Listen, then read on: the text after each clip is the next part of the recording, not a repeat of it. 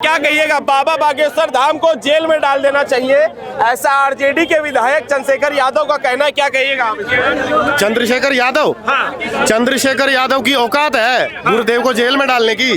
वो मेरे भी गुरुदेव हैं। मैं आपके माध्यम से इतने वर्षों से गुरुदेव मीडिया में है, धीरेन्द्र शास्त्री जी, मुझे आप ये बताइए उसकी क्या औकात है कि वो जेल में डालेगा उनको।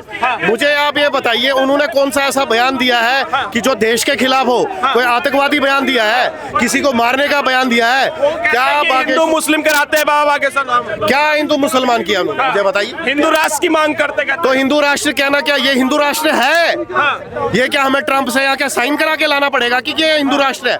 ये हिंदू राष्ट्र पत्रकार महोदय पहले से ही है, इसको कोई घोषित करने की जरूरत नहीं है। 100 करोड़ से ज्यादा हिंदू यहाँ रहते हैं। जैसे हमने पाकिस्तान से पूछा, कजाकिस्तान से पूछा, तुर्कमेनिस्तान से पूछा, किसी और टर्की से पूछा कि तुम्हारा देश मुसलमान क्यों है, वो भी तो मुसलमान देश है ना। 60 से ज्यादा मुसलमान देश है विश्व में, अगर एक हिंदू राष्ट्र बन जाएगा तो किसको दिक्कत है? पप्पू यादव ये कह रहे हैं कि भाई ये बाबा बागेश्वर धाम ये नटवर लाल है, फ्रॉड बाबा है, और इनको हमारी सरकार होती तो हम इनको जेल में डाल देते। पप्पू यादव का क्या इतिहास है और लालू जी का क्या इतिहास है सारी दुनिया जानती है। चारा घोटाला, फलाना घोटाला, ढींगना घोटाला। इनके राज्य में बीमारू राज था, बिहार बीमारू राज। आज उसको एनडीए के राज में वहाँ सड़कें बन रही है, पत्रकार महोदय, मेट्रो बन रही है, तो कार्य कौन कर रही है? लालू जी कहते थे जब तक रहेगा समोसे में आलू तब तक रहेगा बिहार में लालू।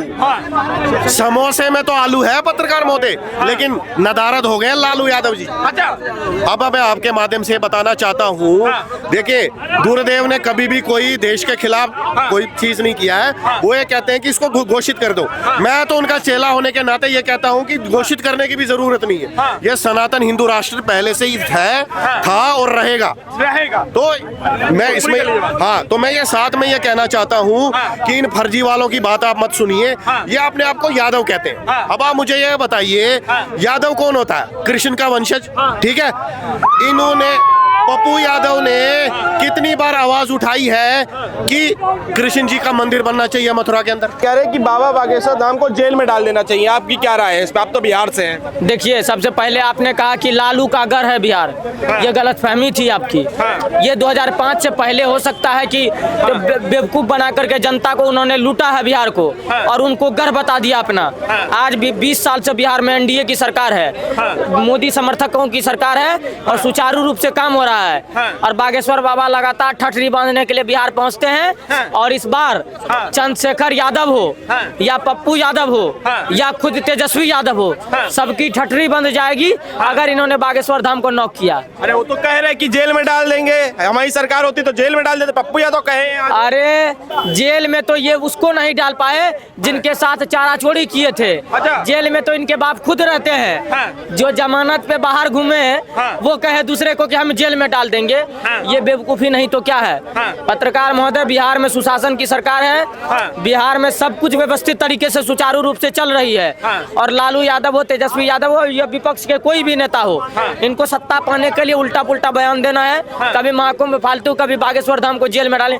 इनकी औकात, जिनकी जितना उनको वोट मिलता है उतना बागेश्वर धाम के एक रैली में एक कथा सुनने के लिए आदमी आता है। तो ये जेल में डालने वाला कोई ऐसा जेल नहीं है जो बागेश्वर धाम के लिए बना हो भारत में। वो तो वही कह रहे हैं कि भाजपा के प्रचारक है, जहाँ जहाँ चुनाव होता है ये पीछे से पहुंच जाते हैं बाबा बागेश्वर धाम वाले। तो आप भी जॉर्ज सोरोस के समर्थक है ना? जॉर्ज सोरोस को बोलिए आकर के प्रचार कर दे आपके लिए। आप भी तो खालिस्तान के समर्थक हैं, बोलिए खालिस्तानियों को आकर के आपका प्रचार कर दे। देखिए, इन लोगों का चुनावी एजेंडा चलता है। भारत में किस तरह से या बिहार में किस तरह से एक नैरेटिव सेट किया जाए, उसके नाम पर वोट। अब तो जातिवाद का कॉन्सेप्ट भी बिहार से खत्म होने चला है। तो इस बार तेजस्वी यादव ना देखे कि हम सत्ता में वापसी कर पाएंगे। और बागेश्वर धाम जी क्या बोले हैं कि अगर सही से कथा करने दिया जाएगा तो 7 दिन आराम से कथा समापन करके वापस मध्य प्रदेश चले आएंगे। लेकिन अगर विघ्न डालने का प्रयास किया तो उसी जगह मठ बनेगा और मठ बनेगा और सारे सुअरों पर ठठरी बंद आ जाएगा वहीं से। बीजेपी के प्रचारक हैं क्या बाबा बागेश्वर धाम? देखिए, बाबा बागेश्वर धाम सनातन के प्रचारक हैं। बाबा बागेश्वर धाम को अगर आप बाबा की पदवी से आप बगल साइड करके भी देखें तो बाबा बागेश्वर 2.5 ने 251 कन्याओं का हर साल विवाह का प्रण किया है। उन्होंने मध्य प्रदेश में सबसे बड़ा कैंसर इंस्टीट्यूट मेडिकल कॉलेज बनाया है। ये आप उनकी मानवता को देखें, उसमें मुसलमान का भी इलाज होगा। तो ये चीजें नहीं है जो समर्थन करने हिंदू मुस्लिम कराते बाबा बागेश्वर। देखिए ऐसा बयान नहीं देते हिंदू राष्ट्र बनाएंगे तो मुसलमान कहा जाएगा। हाँ, तो हिंदू राष्ट्र में क्या दिक्कत है?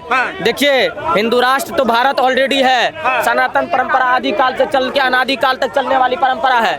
ये हिंदू राष्ट्र ही है और भारत पूर्ण रूप से हिंदू राष्ट्र है, इसमें कोई ये नहीं है। लेकिन भाई देखिए, पिछली बार जब बाबा बागेश्वर धाम पहुंचे थे पटना, तब तेज प्रताप यादव ने कहा था कि हम ये आबा टाबा को किसी को नहीं जानते हैं। बिहार किसी के बाप का नहीं है, बिहार तेजस्वी के बाप का नहीं है, बिहार किसी भी राजनेता के बाप का नहीं है। बिहार की जनता का बिहार है और बिहार की जनता ये डिसाइड करेगी कि बिहार में कौन आएगा नहीं आएगा। ये तेजस्वी यादव कहे हम बिहार के राजकुमार हैं, लालू यादव बोले हम बिहार के राजा हैं, तो ये सब इनका एक चूतिया बनती है और कुछ नहीं है। पप्पू यादव कह रहे कि बिहार में ये फ्रॉड बाबा बहुत घूमने लग गए, चुनाव होता पहले ही आ जाते हैं। उनका नाम काहे लेते हैं जिनका शरीर से ज्यादा मोटा दिमाग हो? वो तो लगा क्या बोले थे कि देश हिजरों की फौज है, लॉरेंस बिश्नोई को 5 मिनट में निपटा देंगे। उन्होंने तो कहते थे कि मोदी जो है मुझे ये जो इस्लाम को समझ लेगा वो इस्लाम कबूल कर लेगा। इतने बड़े बड़े जाहिल पैदा बिहार में कैसे हो गए हैं? हमें शर्म आती है इस बात का कहते हुए कि जिस बिहार में चाणक्य को जन्म लिए थे, जिस बिहार से डॉक्टर राजेंद्र प्रसाद जन्म लिए हैं, जिस बिहार में जगत जननी जगदम्बा माता सीता का जन्म हुआ है, उस बिहार में इस तरह के नालायक लोग पैदा हुए हैं जो लगातार एक धर्म को टारगेट करके अपना राजनीतिक रोटियां सेकना चाह रहा है। अरे वो तो भाई कृष्ण के वंशज है, वो धर्म को कैसे टारगेट करेंगे? अरे कृष्ण के वंशज कभी मुगलों को अपना जो बाप नहीं बताएगा। कृष्ण का वंशज कभी भी इस्लाम कबूल करने के लिए नहीं कहेगा लोगों को। ये जाहिल है, ये सुअरों से वोट लेने वाले हैं, इससे ज्यादा और कुछ नहीं है। तो ये जो पप्पू यादव है या आरजेडी वाले हैं, ये सब कह रहे हैं कि भाई हमारी सरकार बनेगी तो इस सारे बाबा को हम घुसने तक नहीं देंगे बिहार में। सरकार बनेगी तब तो, सरकार बनेगी नहीं। जिसने राजद का दौर देखा बिहार में, जिसने लालू का प्रकोप देखा बिहार में, जिसने लालू के काले दिन देखे बिहार में, वो बिहार की जनता कभी राजद परिवार को इस बार एमवाई समीकरण बहुत तेज है। कह रहे लोकसभा में जैसे पटकनी दी है ना, 400 मांग रहे थे, 200 ढंग से 250 भी नहीं पार कर पाए। देखिए M+Y का समीकरण तो डेफिनेटली चल ही रहा है। इसमें कह रहा हूँ, मैं ये कह रहा हूँ, जनता को एक जो सुतली बम बोलते हैं ना, इस तरह से तो विपक्ष बोलेगा और आप लोगों को मिल जाए पर्चा और उसको करते रहो, जनता के गुमराह करते रहो। कहीं कोई खतरे में नहीं है, खतरे में नहीं। हाँ जी, और कह रहे आरजेडी के, सुनिए तो, आरजेडी के विधायक कह रहे कि बाबा को जेल में डाल देंगे। आपकी क्या राय है? कैसे डाल देगा? मैं कह रहा हूँ आपको जेल में मैं डालूंगा। मैंने डाल दिया क्या? वो तो कह रहे कि हिंदू राष्ट्र की मांग करते हैं आप, संवैधानिक मैंने आपको जेल में डाल दिया। मैं ये कह रहा हूँ, अरे समझदारी से काम लो। कौन क्या बोल रहे हो उस पर अमल क्यों कर रहे हो? अपने दिमाग से काम लो, अपने दिमाग से काम लोगे आप कामयाब हो। दूसरे के बहकावे में मत बोलिए। मैं कहता हूँ कि बहुत हो गई लुक्का छिपी, बहुत हो गई लुक्का छिपी, अब तो आगे आना ही होगा। बहुत हो गई लुक्का छिपी, अब तो आगे आना ही होगा। और बाढ़ में गया भाईचारा, अब भारत को हिंदू राष्ट्र बनाना ही होगा। अब भारत को हिंदू राष्ट्र बनाना ही होगा। दम है डाला जेल में, डाला जेल में, दम है। खाली हमारी सरकार बनेगी तो जेल में जाएंगे ही। ये पप्पू यादव अपने अब्बू अब्बा मुल्ला मौलवियों के खिलाफ नहीं बोलेगा, ये बोलेगा तो साधु संतों के खिलाफ बोलेगा। ये मुस्लिम वोटों के कारण उनके तलवे चाटता है। ये बिहार का जयचंद है, गंद है बिहार का। ये दोहरे चरित्र के लोग हैं, थोड़ा शांति। ये बताइए, जो राम जी थे त्रेता में, वही कृष्ण के रूप में अवतार लिए, तो राम और कृष्ण में क्या अंतर है? तो तुम कहते हो हम कृष्ण के वंशज हैं और राम को तुम मानते नहीं हो। राम जी का मंदिर बना तो कह रहा हूं मंदिर बनाने की क्या जरूरत थी? अस्पताल बना देते। आज जब तुम्हारे बप्पा जेल से निकले तो सबसे पहले हनुमान जी के शरण में गए।